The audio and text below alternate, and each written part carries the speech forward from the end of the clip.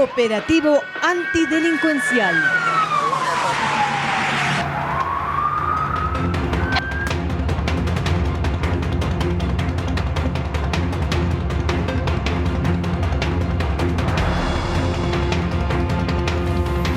Escúchese bien lo que les vamos a contar, porque ayer hubo un importante operativo que se realizó en la madrugada del jueves en el aeropuerto Mariscal Sucre de Quito y la Policía Nacional identificó un posible caso de intento de lavado de activos. ¿De qué se trata? Vamos a verlo.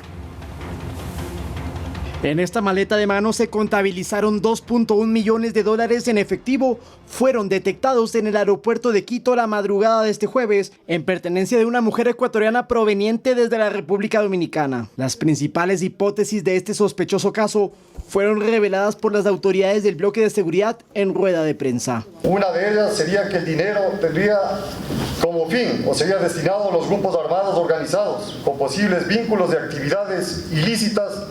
Otra línea también, de acuerdo a la fecha que estamos viendo, que podría ser utilizado para las diferentes movilizaciones de los grupos sociales. La mujer con los millones empaquetados y su hermana, quien la acompañó en el viaje, no habrían actuado solas. Se identificó un vehículo blindado que pretendería transportar a las dos personas y al dinero.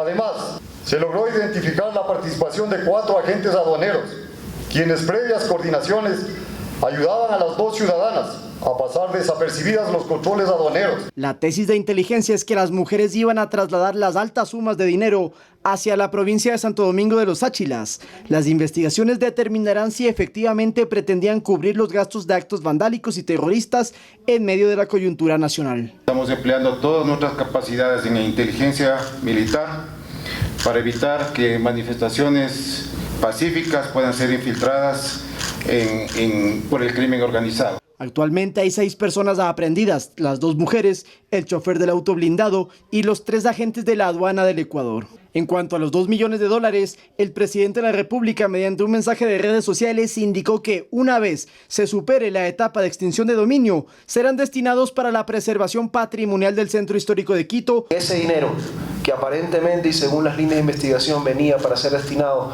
para financiar estos movimientos desestabilizadores encubiertos dentro de la protesta social a través de actos de vandalismo, tienen que quedar en Quito y para la ciudad de Quito. Eso es lo que ha dicho el presidente. Además, con estos indicios, las labores de inteligencia permitirán identificar hacia dónde eran destinados específicamente los rubros obtenidos. Con cámaras de Giovanni Murillo, Lautaro Andrade Castro, Noticias 7. A ver, reiteremos lo que acabamos de ver en imágenes y vamos otra vez a poner la toma de la fotografía con los 2.1 millones de dólares en efectivo en esa maleta, que es una maleta de mano que, por cierto, cuando usted viaja en avión, una maleta de mano tiene aproximadamente un máximo de 10 kilogramos. Bueno, la llenaron casi por completo con esos billetes y también algunos artículos personales como para distraer. Las mujeres llegaban, primero cogieron el vuelo en República Dominicana, llegaron a Panamá y de Panamá se embarcaron hacia el Ecuador. Ahí también surgen las dudas de cómo fueron los controles en esas otras 2 naciones. Recién en Ecuador es que las detectan. Esto porque un nuevo sistema que se está implementando en el aeropuerto permite justamente cuando hay sospechas hacer este tipo de pesquisas y allí encuentran lo que vemos en imágenes, 2.1 millones de dólares, evidentemente sin justificar y que surgen dudas de qué es lo que iban a hacer con ellos. También hay una fotografía del auto blindado de alta gama que las estaba esperando. Entonces, para que entendamos bien, esto era una estructura, esto es, dicen las autoridades, es una especie de banda, porque la integran varias personas. La mujer, que en este caso hizo el papel de traer el dinero, su acompañante, que era su hermana, el conductor del auto blindado, que las iba a llevar hasta Santo Domingo de los Áchilas, pero también agentes migratorios de aduana del Ecuador, que son los que están a cargo también de brindar asistencia. No está involucrado personal del aeropuerto de Quito, sí del servicio de aduanas y según conocemos, pues tendrán acciones administrativas que podrían concluir con su desvinculación a futuro. Es un caso que ha conmocionado porque es la primera vez, imagínense ustedes, 2.1 millones de dólares cargando en una maleta. Eso, por un lado, que pesa bastantísimo y segundo, ¿con qué pasividad trataron de cruzar por el aeropuerto? ¿Cuántas veces más se lo ha hecho? Se lo preguntamos a la policía, pero todo esto está en investigaciones. Ahora bien, también ha dicho el presidente de la República en un comunicado que se los voy a presentar. Vamos a ver lo que dijo ayer el presidente en una carta donde habla de esto y también de la situación que estamos viviendo en el país. Porque ¿qué es lo que ocurre, amigos televidentes y radioescuchas? Dicen efectivamente que habría sospechas de que este dinero podría financiar las movilizaciones. Y si no es este caso en particular, podrían haber otros intentos de financiar actos vandálicos que ya vamos a conversar sobre ellos. Lo que en este pronunciamiento ha dicho el presidente también es que él destaca la lucha contra la corrupción, que es en lavado de activos, en enfrentar al terrorismo, pero también en denunciar a las mafias de cuello blanco. Y en esta misiva menciona, por ejemplo, a Danilo Carrera, un banquero muy conocido de Guayaquil, cuñado del expresidente Guillermo Lasso y que recibió 10 años de cárcel por el caso Encuentro, delincuencia organizada. Lo mismo Antonio Icaza, que fue un máximo funcionario de CNEL y que habría participado en tráfico de influencias y también en otro tipo de delitos. Se menciona a Walter Solís, que por cierto fue un exministro de Rafael Correa y actualmente se encuentra en México con calidad de refugiado. Todo ello dice Daniel Noboa que están combatiendo. Y bueno, a propósito de estos temas, no nos olvidemos que ayer hubo también una movilización en Quito. Se hizo una convocatoria por parte del Frente Unitario de Trabajadores. Vamos a escuchar el pronunciamiento de la ministra del Interior y de la Policía Nacional, porque si bien es cierto, se había convocado que sea un espacio tranquilo y se había permitido que puedan reunirse sin alterar el orden público, lastimosamente no. Sí hubo incidentes violentos, lanzamiento de piedras, se rompieron cercos policiales también, y esto ocasionó que haya detenidos, pero que también haya policías heridos. Vamos a escuchar un balance de las autoridades. Dando el respaldo y verificando el estado de salud de 3 servidores policiales que día a día se juegan la vida por devolver la paz y la tranquilidad a cada uno de los ecuatorianos. Y hoy, en medio de una protesta social pacífica, fueron violentados en su salud, muchos de ellos con objetos contundentes, que hoy estamos verificando que recuperen su salud y vuelvan a las calles que tanto los necesitamos para garantizar esa seguridad de todos los ecuatorianos. Los infiltrados de la violencia no van a tener éxito en el Ecuador. No podemos normalizar los ataques a la Policía Nacional. Ningún servidor público tiene por qué tolerar ser víctima de agresiones. Estamos aquí respaldando y atendiendo a su salud física y emocional. Estaremos también en las unidades judiciales pertinentes constatando la legalidad de los procedimientos y verificando que no queden en la impunidad estos execrables acontecimientos. Todos juntos hacemos la seguridad del país, no a la impunidad, no a la agresión, no a utilizar las manifestaciones pacíficas, cuya protesta social es un derecho constitucionalmente garantizado, como espacio para infiltrados agresores. No lo vamos a permitir. Esas fueron las declaraciones de Mónica Palencia, ministra del Interior, y de Víctor Zárate, comandante general de la policía, en el hospital policial donde fueron atendidos los 3 uniformados que recibieron heridas, uno de ellos, por ejemplo, en la cabeza, pero además hay 10 personas aprehendidas, 9 hombres y una mujer, quienes fueron detenidos por actos vandálicos en el marco de las protestas, donde, por cierto, no se pudo ingresar al centro histórico de Quito, no se lo permitió. Pero sigamos hablando de temas de seguridad. Y es que también ayer se realizó el operativo Cero Impunidad 29, que se ejecutó en la provincia de Los Ríos, y agentes de la policía decomisaron armas de grueso calibre. Además, 2 personas fueron detenidas, quienes serían integrantes de un grupo catalogado como terrorista. Veamos. Con información reservada, agentes de inteligencia de la Policía Nacional se activaron con apoyo de elementos del Grupo de Operaciones Especiales. Llegaron hasta el recinto México Lindo en el cantón Pueblo Viejo, donde allanaron un inmueble que, según la denuncia, servía para almacenar armas que eran utilizadas por un grupo terrorista que opera en la provincia y otras ciudades del país. Esta organización delictiva pertenecía a los choneros, a la K-47 del Gordo Oliver. Amparados en el decreto 410, en el cual se emite la declaratoria de estado de excepción en la provincia de Los Ríos por grave conmoción y conflicto armado interno, ingresaron al inmueble, donde encontraron a un ecuatoriano que estaba acompañado de un venezolano, quienes aparentemente eran los encargados de la custodia del armamento. Como Policía Nacional estamos empeñados en realizar varios operativos, especialmente en el sector del Pueblo Viejo, donde se han cometido algunos actos ilícitos, especialmente lo que es el tema de sicariatos, el tema de vacunas y el tema de secuestros.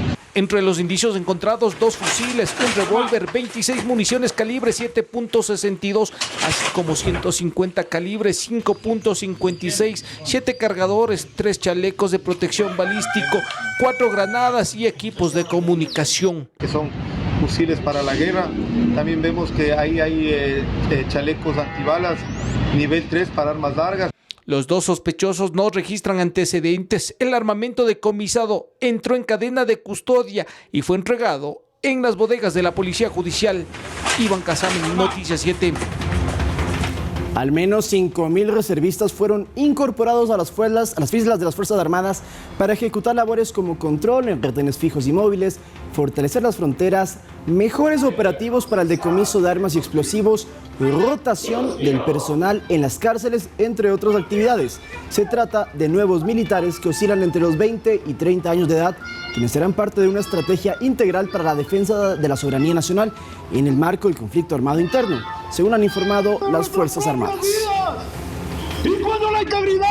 4.900 reservistas se incorporan a las filas de nuestras Fuerzas Armadas ecuatorianas, los cuales realizarán un reentrenamiento teórico práctico, luego de lo cual se incorporarán a las unidades militares del Ejército, Marina y Aviación para apoyar al personal militar profesional en operaciones militares en aras de cumplir nuestra sagrada misión institucional y también de apoyar a otras instituciones del Estado para brindar seguridad a nuestra patria, el Ecuador.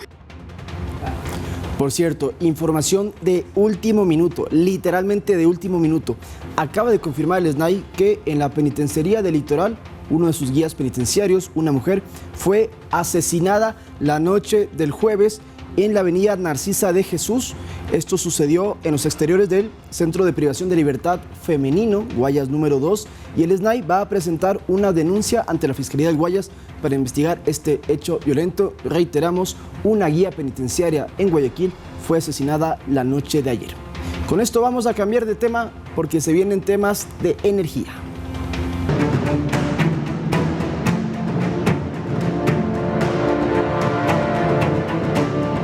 Energía Ecuador.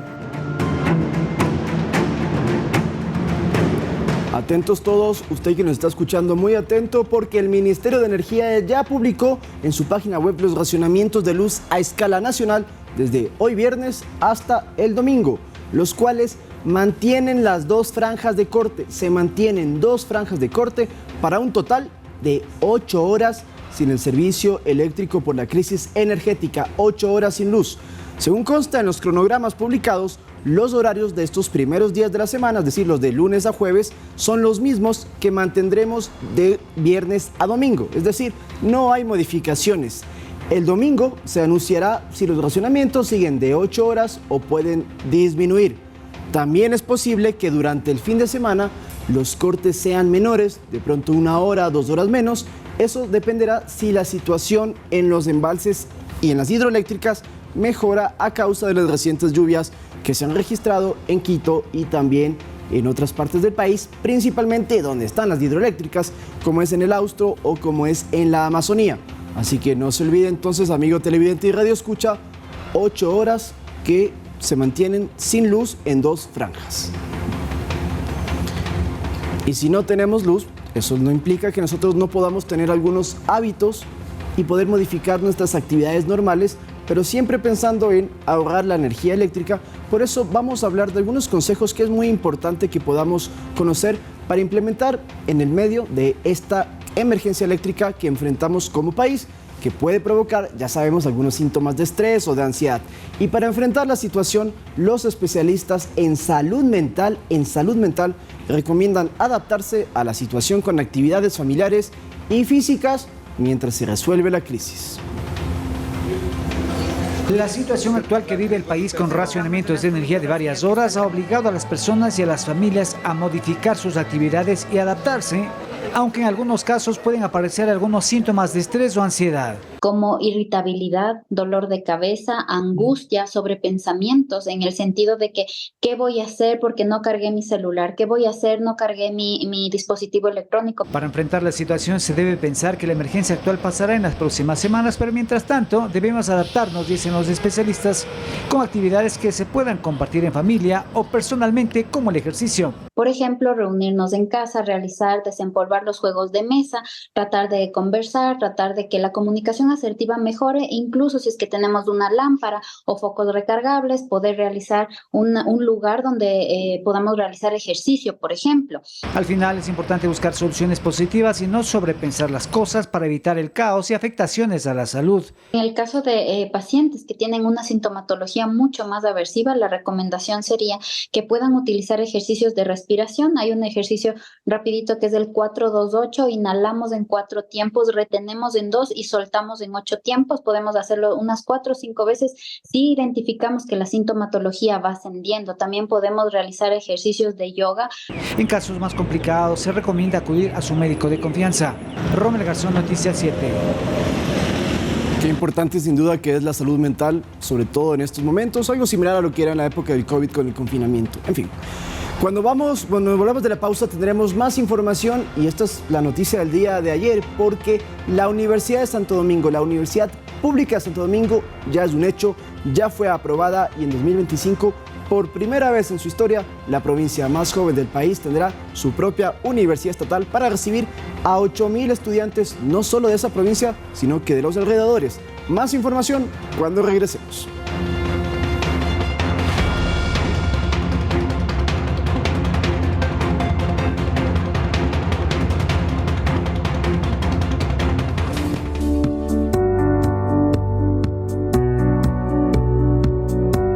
Histórico, Universidad para Santo Domingo. Pues sí, es histórico porque con 115 votos, es decir, por unanimidad en la Asamblea Nacional, algo que no siempre sucede, se aprobó el jueves la creación de la Universidad Pública en Santo Domingo de los Áchilas y ciudadanos de esa jurisdicción agradecieron al apoyo del presidente Daniel Noboa porque esto va a permitir la preparación profesional de la juventud sáchila, según han mencionado. Veamos un reportaje del tema. Al interior del plenario legislativo, la bandera de Santo Domingo de los Áchilas en cada una de las curules de los legisladores. En los exteriores, vallas que cercaban el acceso al recinto parlamentario e impidieron a las autoridades de gobierno y a los propios estudiantes y ciudadanos de Santo Domingo seguir el debate de aprobación de la universidad pública. El secretario de Educación Superior cuestionó a la presidenta de la Asamblea su decisión de seleccionar quienes podrían entrar al salón plenario Nela Martínez. Cuando el gobierno nacional es proponente del proyecto para la creación de la Universidad de Santo Domingo, nos encontramos con esto, con vallas que no permiten el ingreso no de nosotros, sino de los jóvenes que están aquí atrás. Y que los viejos políticos sigan ahí poniendo vallas, sigan haciendo lo que están haciendo con nuestros áchilas, no permitirles entrar.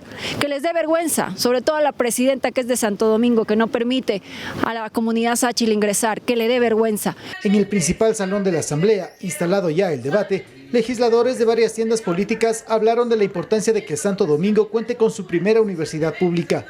El acceso a la educación superior debe garantizarse por cualquier vía, mencionaron. Y conozco cuánto bien le hace la universidad y la educación a los jóvenes y a nuestra nación. A trabajar por toda la juventud que necesita que sus sueños se cumplan a través de una universidad pública.